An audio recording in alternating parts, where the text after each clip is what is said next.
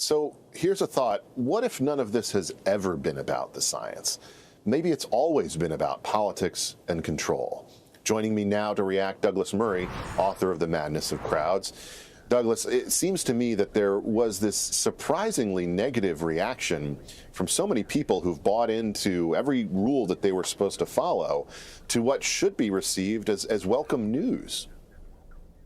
That's right. And by the way, I mean, what a great set of clips that was. I love that boast of the hoarding of masks. I buy just dozens of masks, boxes of masks everywhere. And as for that, you just had just now this thing of, is it about the science or is it about business? As if, it's sort of one or the other. It's a zero-sum game. You've either got to listen to science or you've got to destroy business. You can't do both of these things.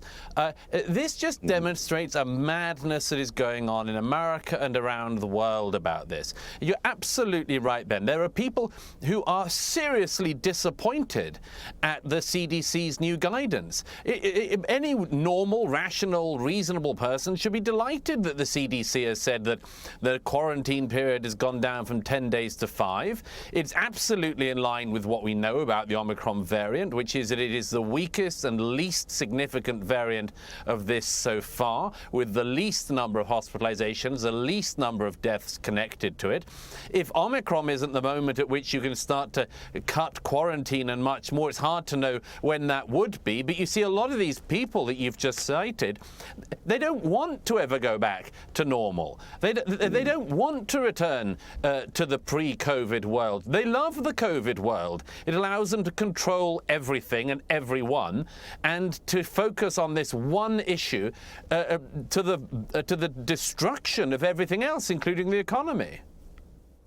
Mm-hmm. To that point, Dr. Fauci was asked to address just this question just the other day. There is the danger that there will be so many people who are being isolated, who are asymptomatic for the full 10 days, that you could have a major negative impact on our ability to keep society running. So the decision was made, although it's not completely risk-free, of saying, let's get that cut in half. It just seems to me like this is a scenario where he's admitting that there's a balance here, that people have to find that balance, right, and something that we should have been acknowledging all along. There are so many people in this whole last 2 years who really have so many questions that they are going to have to be responsible for answering at some point in the years ahead. I mean, it's not just the issue of Dr. Fauci you've just listed. There's a former Clinton advisor who was on social media today saying, what are they talking about, limiting this?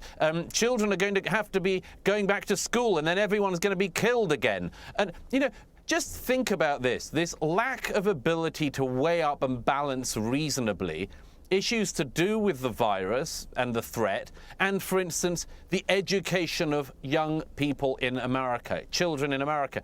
Why is it only now that we're having this discussion of the reasonable balance, the balance of the virus and business? People are saying that the head of Delta and other businesses who've been calling for this reduction of quarantine from 10 days to 5 days are putting business first. Well, sure, business has to be a priority in America. The education of young people has to be a priority in America. The Omicron variant cannot be the single priority. It never should have been. And the fact that we've only just got here now is an absolute disgrace. Mm-hmm. You can't use this pandemic as a permanent warm blanket. Douglas Murray, thank you so much. Hey, Sean Hannity here. Hey, click here to subscribe to Fox News YouTube page and catch our hottest interviews and most compelling analysis. You will not get it anywhere else.